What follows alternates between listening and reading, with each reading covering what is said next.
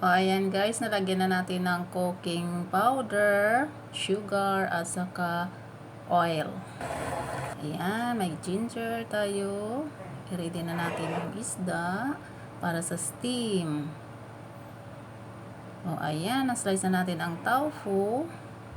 Lagyan na natin ng konti ng moy choy, tsaka ilagay sa top ang isda.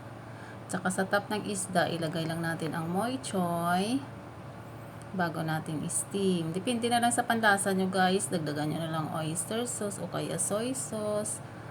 Yan kasi medyo maalat na yung moy choy. Matamis-tamis. Kasi dalawang klase moy choy yan eh. May matamis, may maalat.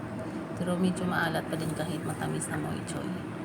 Oh, ayan na guys. Na-steam na natin siya. Malapit na siya maluto. Steam lang natin siya ng 15 minutes.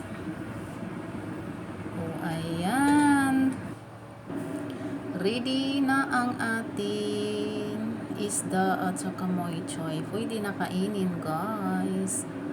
Oh, ayan na siya. Masarap ito guys. Ayan. Thank you for watching.